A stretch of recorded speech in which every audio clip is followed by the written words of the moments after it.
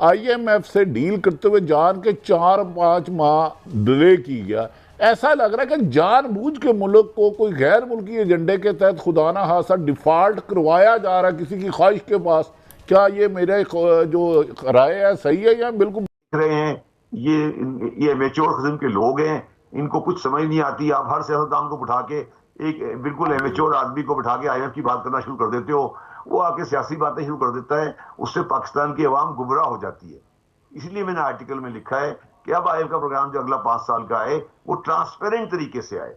Transparent का मतलब ये कि सबको पता हो कि इसमें क्या होगा। हिंद दोस्तों, मैं महेंद्र शर्मा स्वागत करता हूं वन वर्ल्ड हिंदी में आपका। उम्मीद करता हूं आप खुश और स्वस्थ है। दोस्तों आइए दिखाते हैं पाक मीडिया की एक लेटेस्ट डिबेट जिसमें कैसे डिस्कशन किया जा रहा है कि पाकिस्तान में अब जो आईएमएफ की जो कंडीशन है वो कहीं ना कहीं पाकिस्तान को ले डूबेगी, क्योंकि आज पाकिस्तान में एक ढीला नहीं बचा है और पाकिस्तान के इकोनॉमिकल सिचुएशन ऐसे है कि पाकिस्तान को कोई भी ऊपर उबार नहीं सकता। तो दूसरी तरफ आज पाकिस्तानी मीडिया ये कैसे चीख चीख और चिल्ला चिल्ला के कह रहा है कि आईएमएफ के साथ डील में पाकिस्तान ने कोई अच्छा और ढंग का प्रतिनिधि नहीं बैठाया ताकि आईएमएफ के साथ डील कर पाए, क्योंकि पाकिस्तान के इन बुद्धिजीवियों को इनकी मानसिकता विपक्ष की राजनीति की मानसिकता है। तो ये कैसे आज पाक मीडिया में आके लोगों के सामने ये परोस रहे हैं कि पाकिस्तान में ने सारे के सारे बेवकूफ लोगों को और बेवकूफ इदारों को आईएमएफ से डील करने के लिए भेज दिया। तो इसी प्रकार की चर्चा इस डिबेट में की गई है। तो दोस्तों देखिए डिबेट और कमेंट में अपनी प्रतिक्रिया जरूर दें। लास्ट में आपसे रिक्वेस्ट करूंगा, चैनल पर नए हैं तो चैनल को सबसे पहले सब्सक्राइब करें, लाइक शेयर कमेंट जरूर करें। दोस्तों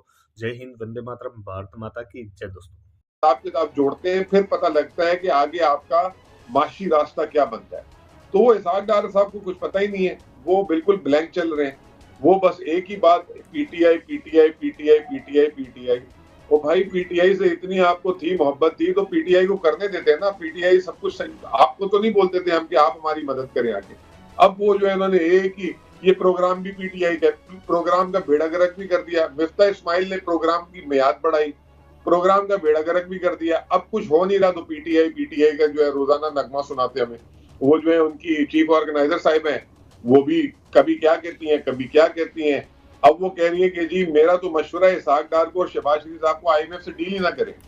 और दूसरी तरफ वो हमारे बॉस शौकत तरीन साहब पे इन्होंने जो है फर्जी एफआईआर कटवा दी ताकि जो है अपनी नाकामियों से तवज्जो हटा सके। तो ये रहनुमाई फरमाइए, आईएमएफ से डील करते हुए जान के 4-5 माह डिले की गया। ऐसा लग रहा है कि जानबूझ के मुल्क को कोई गैर मुल्की एजेंडे के तहत खुदा ना खासा डिफॉल्ट करवाया जा रहा है किसी की ख्वाहिश के पास। क्या ये मेरे जो राय है सही है या बिल्कुल बेसलेस है? देखें इसकी कोई एविडेंस तो है नहीं कि ख्वाहिश है कि नहीं है, लेकिन जो तरीकेकार इस्तेमाल हुआ ना, जब असूली तौर पे आईएमएफ की किस्त आ जाती है तो मईशत में ठहराव रह जाता है।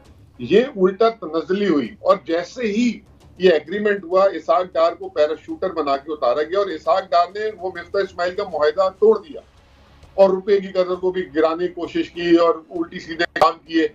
और फिर उसके बाद आईएमएफ को बाकायदा तौर पे धमकियां दी, थ्रेट किया कि आई डोंट केयर, आप जाते जाएं, मैं खुद मैनेज कर लूंगा।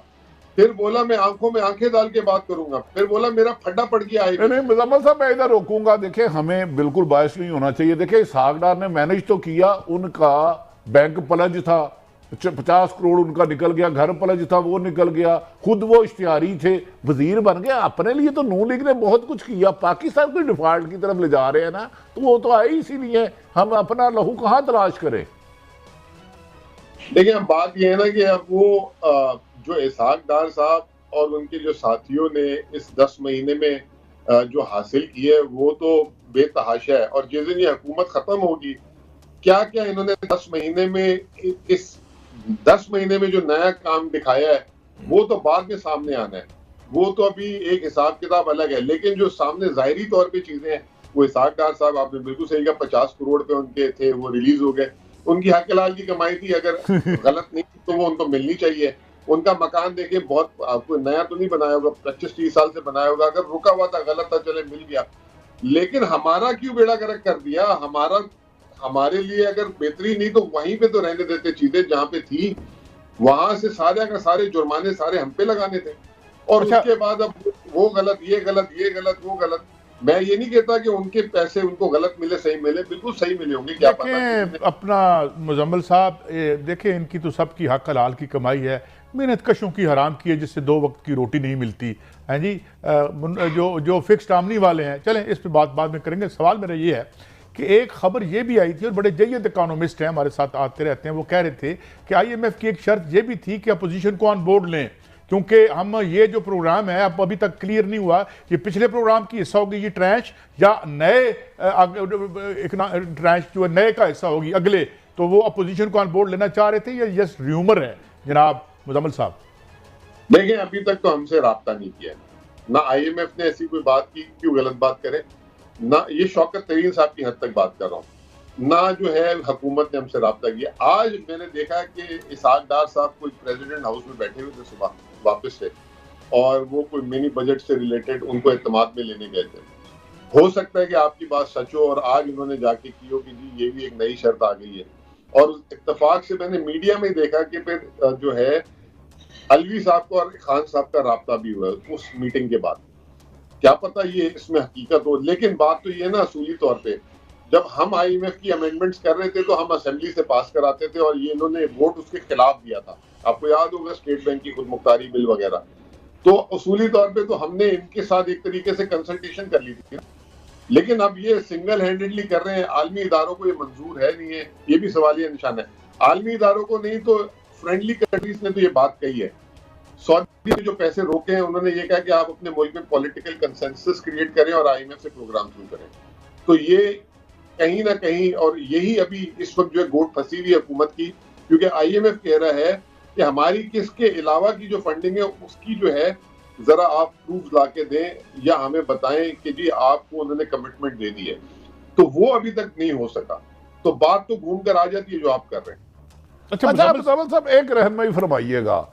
कह रहे 125% गैस महंगी होगी और पेट्रोल भी। आसान लफ्जों में बता देते, गरीब आदमी है उसके घर का बिल पहले 1000 रुपये आता था सुई गैस का, अगर 124% बढ़ती है गैस तो उसका बिल में कितना इजाफा होगा? देखें, 2 तरीके के लोग हैं। एक जो है, जैसे मैं अपनी मिसाल देता हूँ, मेरे घर में 2 गीजर चलते हैं, 4-5 चूल्हे चलते हैं। तो जो मेरा बिल है ना वो 125% से बढ़ा दिया। एक आदमी जिसके घर में गीजर नहीं है, सिर्फ चूल्हे हैं, उसका बिल जो है 30-40% से बढ़ा है। लेकिन बात यह है कि जो एक आम सारिफ का बिल है उसके अंदर तो बहुत ज्यादा बढ़ा दिया। लेकिन जो बड़े बड़े जिसे कहते हैं सेक्टर्स थे, मैं माफिया नहीं इस्तेमाल, सीमेंट की जो गैस का बिल है वो हमसे सस्ता है, फर्टिलाइजर का हमसे सस्ता है, पावर सेक्टर का हमसे सस्ता है, CNG बराबर है। तो ये जो बड़े बड़े नॉन एक्सपोर्टिंग सेक्टर का तो बिल्कुल ही, और एक्सपोर्ट सेक्टर का तो बिल्कुल ही ना होने के बराबर उनको दे दिया। तो सारा का सारा जो बोझ डाला है वो डोमेस्टिक कंज्यूमर पे डाल दिया उन्होंने। खेल नहीं खेले, मुल्क इसका मुताबिल नहीं हो सकता। हम सिंसियरली आपसे बात कर रहे हैं, पाकिस्तान को समझते हैं, पाकिस्तान में बैठे हैं, चीजों को देख रहे हैं। ये एमेच्योर किस्म के लोग हैं, इनको कुछ समझ नहीं आती। आप हर सियासतदान को बिठा के, एक बिल्कुल एमेच्योर आदमी को बिठा के IMF की बात करना शुरू कर देते हो, वो आके सियासी बातें शुरू कर देता है, उससे पाकिस्तान की आवाम गुमराह हो जाती है। इसलिए मैंने आर्टिकल में लिखा है कि अब IMF का प्रोग्राम जो अगला 5 साल का आए वो ट्रांसपेरेंट तरीके से आए। ट्रांसपेरेंट का मतलब ये कि सबको पता हो कि इसमें क्या होगा, और ये कहेंगे हाँ सबने मिलकर किया, ये नहीं कहे कि मैंने किया जी, और ये उसने खराब कर दिया, मैं बड़ा अच्छा करता। डार साहब आए थे ना कि मैं जानता हूं IMF को डील करना, क्या डील कर दिया उन्होंने, समझ आ गई उनको? तो ये बातें बकवास बंद करें ना, मेरा ये कहना है, इस तरह की चीजें बात नहीं करें। लेटेस्ट सही है, बिल्कुल सही है। आप ये कह रहे हैं कि जी कि पॉलिटिकल कंसेंसस होना चाहिए, सब लोग आए और फिर इस मसले को बिल बैठकर हल करने की कोशिश करें। लेकिन आज जो हुआ है, सदर साहब ने जो इनकार किया कि वो ऑर्डिनेंस जारी नहीं करेंगे, आपके ख्याल में सही किया या ये भी पॉलिटिकल मूव है? यही होना चाहिए था, या सही तजवीज कर रहे हैं सदर साहब क्या पार्लियामेंट के पास जाएं और वहां से कानून साजी करें? देखिए, मैं टेक्निकली कहूंगा तो सदर साहब ने सही किया है कि उन्होंने कहा, मगर ये भी सियासी अमली है, वो असेंबली में पास हो जाएगा, उसमें कौन सी ऐसी रॉकेट साइंस है। तो उन्होंने एक समझ ले कि गवर्नमेंट को एम्बेरस किया है और कुछ नहीं किया। मुझे नहीं ख्याल कि इस पर कोई फायदा हुआ है। ये भी सियासी खेल हुआ है ना जी। इसमें क्या हुआ है, क्या अपोजिशन जब पार्टी नहीं है, मुझे बताएं, जब अपोजिशन पार्टी नहीं है तो क्या होगा? वो टाइम निकल जाएगा, थोड़ा सा और टाइम लग जाएगा, उसमें वो प्रेजेंट होगा, उसकी स्टैंडिंग कमेटी में जाएगा, उसकी रिप्रेजेंटेशन होंगी, बस यही होगा ना, और क्या फर्क पड़ जाएगा? इससे ज्यादा तो नहीं होता ना, बिल आएगा, बिल आने के बाद उसकी टाइमिंग आ जाएंगी, इससे ज्यादा तो कुछ नहीं है ना। तो सदर साहब को मैं समझता हूं कि अगर पाकिस्तान के लिए जरूरी था तो कर देना चाहिए था। इसका कोई ऐसा मुझे सदर साहब के एक्शन में कोई बहुत अच्छी बात नजर नहीं आ रही है। हो तो जाएगा ये, तो इसका मतलब फिर वही हुआ ना कि सियासी खेल हो रहा है ना जी। क्या वो रोक लेंगे इसको? जी बिल्कुल सही है। अच्छा शफीक ज़ैदी साहब, आपने आईएमएफ की बात की और आपने कहा आईएमएफ प्रोग्राम में जाएं, ट्रांसपेरेंसी के साथ जाएं और सब ऑन करें इसको, लेकिन आज जो फिच रिपोर्ट है उसमें यह भी कहा गया है कि आईएमएफ के बावजूद भी पाकिस्तान को $5 अरब दरकार होंगे। क्या सिर्फ आईएमएफ का प्रोग्राम ही पटरी पर डालने के लिए काफ़ी है? ये $5 अरब ये कहाँ से आएंगे और इसका सामान कहाँ से होगा? क्या करना पड़ेगा? देखो, तुमने मेरा आर्टिकल पढ़ा है, उसकी जो इमीडिएट सोल्यूशन में जो पहला सोल्यूशन तो आईएमएफ प्रोग्राम है, उसका नंबर बी आइटम क्या है तुमने पढ़ा होगा। उसमें मैंने लिखा है कि हमें पोर्टफोलियो स्टील के हवाले से आपने कहा है कि पोर्टफोलियो इन्वेस्टमेंट चाहिएगी और हमें कुछ चाहिए। मैं ज्यादा बात नहीं करना चाहता। जो आलमी कुव्वतें हैं जो पाकिस्तान को डिफॉल्ट में नहीं देखना चाहती, वो इसमें इंटरवीन करेंगी और इंशाल्लाह ताला ये गैप फिल हो जाएगा। मेरी बात समझ गए आप? सही है। तो ये जो सर आपने कहा कि in my view not selling Pakistan steel is